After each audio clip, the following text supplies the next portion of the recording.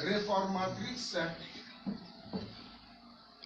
du couvent au Mont Carmel. Elle a été une vierge qui a cherché à mettre ses pas dans les pas de Jésus.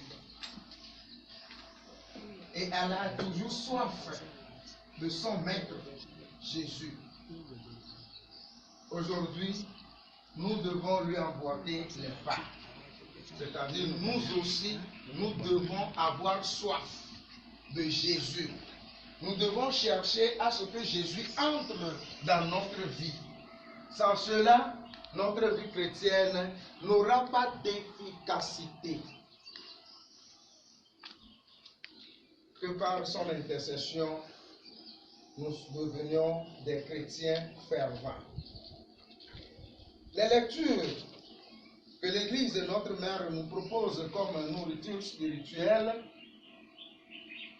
nous venons de lire l'Évangile, Luc 11, versets 47 à 54. Et depuis le début de la semaine, Jésus adressait une parole dure aux pharisiens, aux docteurs de la loi. Et aujourd'hui spécialement, qu'est-ce que Jésus leur adresse encore comme parole? Malheureux êtes-vous. Dire à quelqu'un qu'il est malheureux, mais il faut avoir une distance entre vous, sinon vous aurez un coup dur. Dire à son prochain, malheureux es-tu, mon ami, ce serait de la bagarre, un combat, une lutte qui va naître. Malheureux êtes-vous, car vous bâtissez les mausolées, ou bien les tombeaux, oui, des prophètes, et ce sont vos pères qui les ont tués. Donc, vous êtes les témoins des actions de vos pères, et vous les approuvez. Eux, ils ont tué, et vous, vous bâtissez leur tombeau. Mes amis, ce que Jésus dit, c'est une vérité. Parce que dans le temps, les prophètes sont persécutés. Vous avez vu le roi Akab qui avait tué les prophètes. Et Élie était obligé de fuir pour aller demeurer sur une montagne. Et Akab a continué à envoyer les soldats, 51 soldats, pour aller chercher Élie, pour le faire ramener. Et Élie sait que quand on le ramène, il sera tué. Et alors, quand les soldats étaient venus, ils ont vu Élie sur la montagne, qu'est-ce qu'ils ont dit? Ils ont appelé, homme de Dieu, le chef te demande. Élie a dit, si je suis vraiment homme de Dieu, que le feu descende pour vous calciner, et le feu descendu pour les brûler. Les 51 soldats sont calcinés. Akab a encore envoyé une autre vague de 51 soldats encore. Élie a dit, si je suis homme de Dieu, que le feu descende pour vous brûler, et le feu descendu encore. Voilà qu'en ce temps-là, les prophètes sont tués. Et maintenant, au temps de Jésus, les pharisiens cherchent à rétablir, à embellir, à reconstruire le tombeau de ces prophètes-là. Et Jésus leur dit, malheureux êtes-vous, car vos pères ont tué les prophètes et vous vous bâtissez leur tombeau. Comme il est facile du fait de se référer au passé en se donnant bonne conscience. Nos pères, nos aïeux, eux, c'était de bons chrétiens. Oui, on se rappelle de nos anciens qui ont vécu dans une conscience correcte. Alors on se vante d'eux. Mais si c'était une chose qui ne répond pas à la volonté de Dieu, Est-ce que nous allons ressusciter ce passé-là? Non. Mais si c'est une bonne chose qui s'est passée dans le temps et qui fait honneur, alors nous aussi, en notre temps, on se vante de cet honneur-là, de ce temps. Et maintenant, quand eux, ils bâtissent le tombeau des prophètes, Jésus, lui, il voit ça autrement. Pourquoi vos pères doivent tuer les prophètes et vous êtes là pour rebâtir leur tombeau? Aujourd'hui, cela se passe encore. Les hommes de Dieu sont encore persécutés. Les prophètes sont tués. Les apôtres sont tués. Aujourd'hui, cela continue. Même il y a encore des gens en prison. Parce qu'ils sont des apôtres. Ils sont des hommes de Dieu. Mes amis, tout ce qui se passe, s'est passé encore dans le temps. Ça se passe encore aujourd'hui. Et ça va continuer encore. C'est pourquoi Paulette dit, il n'y a rien de nouveau sous ce ciel. Rien de nouveau. C'est comme si nous sommes dans un cercle. Et quand ça commence à tourner à partir d'ici, ça tourne, et ça revient. Et c'est la même chose qui va revenir. Ce que nous devons savoir, c'est que ce qui n'est pas bon, il ne faut jamais le faire. Et Jésus continue. Est-ce que nous ne nous contenterions pas, nous aussi, d'élever des mausolées, des tombeaux aux hommes du passé, aux usages du passé, au lieu de vivre aujourd'hui les exigences nombreuses de l'Église d'aujourd'hui? Est-ce que l'Église est un mausolée, un musée, un cimetière, ou bien est-elle un projet d'avenir? Est-ce que je suis un nostalgique des prophètes de jadis? Est-ce que je me rappelle encore des prophètes de jadis? Est-ce que je me souviens encore d'eux? Tout ce qu'ils ont vécu. Jésus continue. C'est même pourquoi la sagesse de Dieu a dit, je leur enverrai des prophètes et des apôtres. Ils les tueront et les persécuteront. Que de fois aujourd'hui, les prophètes ne sont pas persécutés. Il suffit que tu dises, Dieu a dit, tu es foutu. Dieu a parlé. On peut toutefois te poser la question, depuis quand tu as vu Dieu? Et qui a jamais vu Dieu? Et toi, tu veux parler en son nom. Mais, donc, quand nous sommes à l'église, nous allons mentir, ou bien nous mentons, ou bien quoi? C'est la vérité. Mais est-ce que cette vérité est facile à accepter? Non. Non.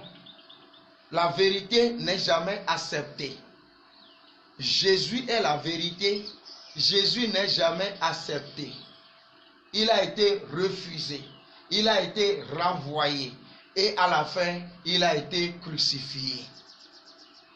Mais nous qui écoutons aujourd'hui, vous qui m'écoutez, vous qui me voyez, est-ce que vous aimez la vérité? Si on vous dit la vérité, est-ce que vous l'acceptez? Celui qui se lève contre la vérité, celui-là vivra toujours dans des ténèbres. Parce que la vérité, c'est la lumière. Son contraire, ce sont les ténèbres. Du temps de Jésus, on avait la nostalgie des anciens prophètes. Et Jésus était là. Lui, le grand et l'unique prophète. Et on ne le voyait pas. Voilà, on ne le voyait pas. Jésus est là, on ne le voyait pas. Parce que sa parole ébranle. Sa parole ébranle. Et on allait le tuer pour l'empêcher de prophétiser. Aujourd'hui, on a peur de prophétiser. On a peur de dire la parole reçue de Dieu. On a peur de faire le discernement. On a peur de dire que c'est Dieu qui a parlé. Il y a quelqu'un qui dit que si tu oses, on t'arrête et tu vas regretter ton courage. Tu vas regretter ton courage. Ça veut dire que tu avais courage avant. Et c'est pourquoi tu as parlé. Mais quand tu vas là-bas, tu vas regretter ton courage. Tu vas dire que, oh, si je le savais, je devais quand même aller dire que non, c'est un mensonge. Mes amis, non. Non, il faut dire la vérité. Seigneur, fais-nous petits et humbles à l'écoute des signes des temps. Les signes des temps sont là, on les voit. Et il faut discerner les signes du temps et savoir vivre avec. Enlève-nous nos sectarismes et nos assurances trop absolues. Oui, le sectarisme et nos assurances trop absolues. Qui sait s'il n'y a pas de prophètes dans ce qu'on fait taire? Qui sait? Dans ce qu'on ne veut pas écouter. Qui sait? Parce qu'ils nous gênent. Tout simplement, c'est ça. Ces gens-là nous gênent. Il faut les faire taire. À toute époque, les prophètes sont gênants. À toute époque, les prophètes sont gênants parce que eux, ils ont reçu cette parole de Dieu, alors ils ne peuvent jamais s'abstenir de proclamer ce que Dieu leur a demandé. Et donc, ils sont toujours gênants. C'est une vérité. On a habituellement l'envie de les supprimer. Et c'est fini. Qui aurais-je envie de supprimer si il me gêne? Dans ma tête, je mijote les choses. Mais qui aurais-je envie de supprimer?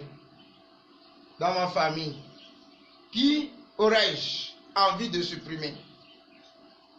Dans mon service, au marché, là où nous vendons ensemble, qui aurais-je envie de supprimer? Quelle est la voix dont je voudrais qu'elle se taise? Voilà.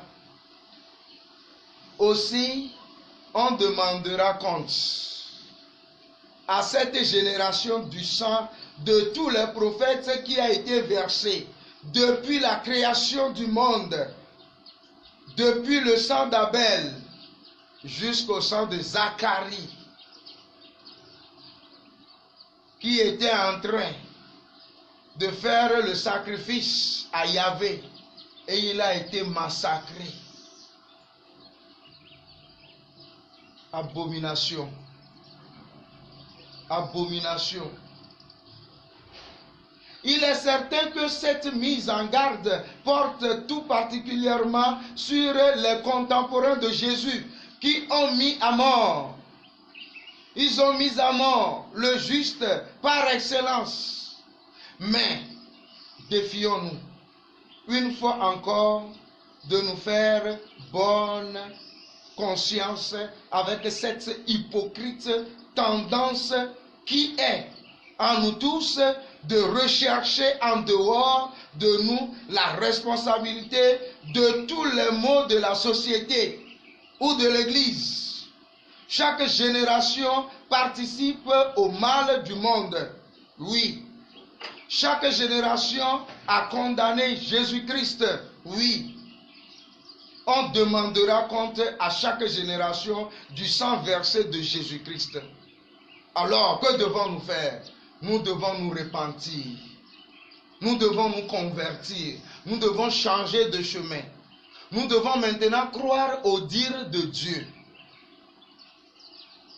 Si nous avons bonne conscience, nous devons chercher à répondre à la volonté de Dieu. Depuis Abel, fils du premier homme, jusqu'à aujourd'hui, le sang des prophètes coule sur la terre.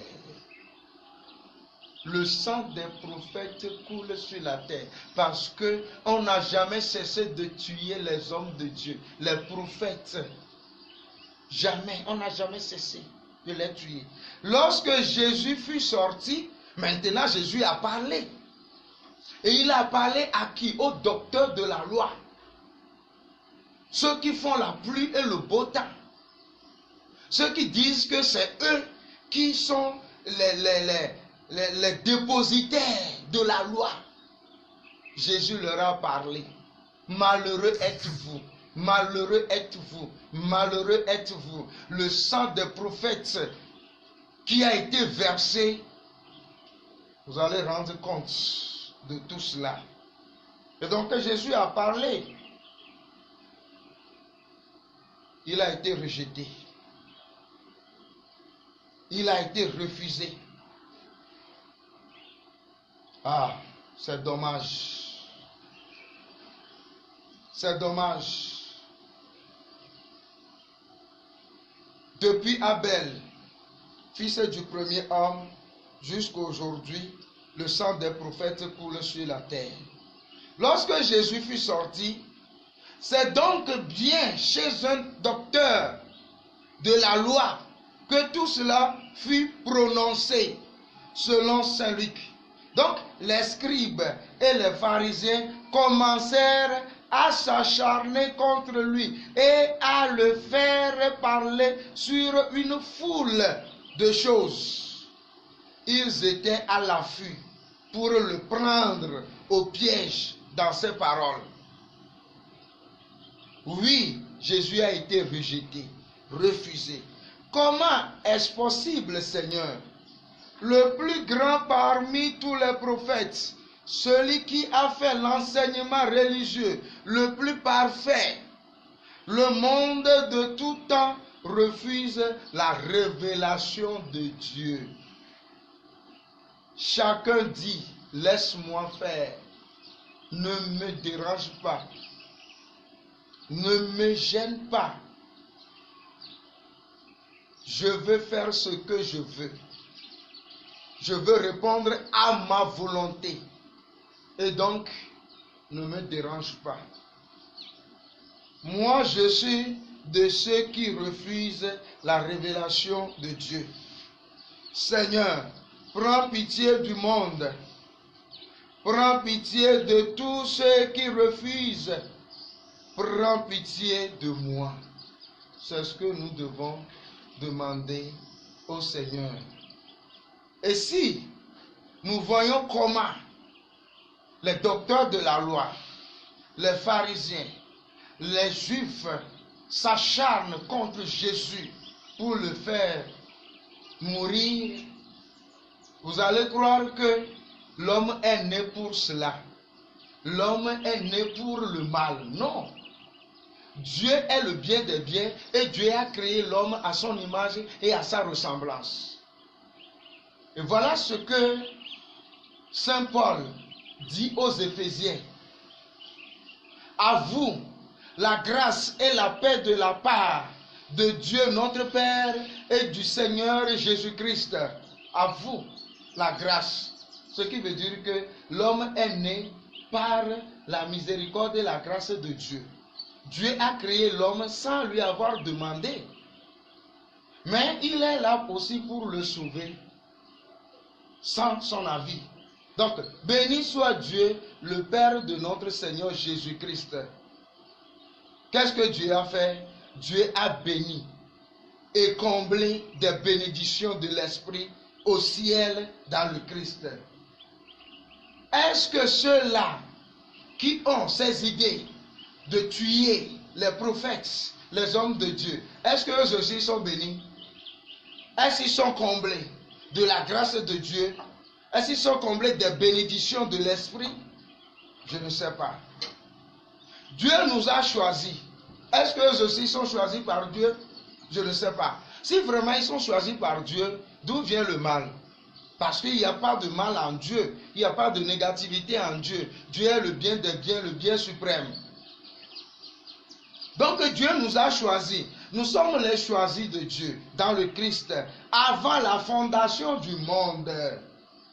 Avant la fondation du monde, pour que nous soyons comment? Saints, immaculés, irréprochables, dans l'amour.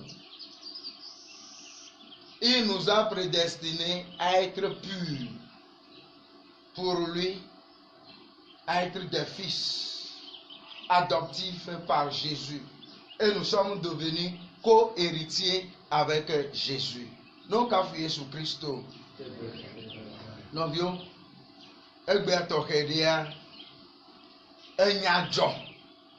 Enya de jo. Yenya sen. Yenya defu. Hey. Le Kenya wedo. Non, me Kenya non. Ben Yesu Christ le glonyade le fia.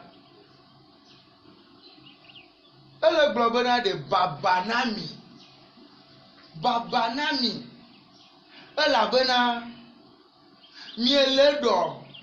Prophète obo yododo. Mito le diraodo.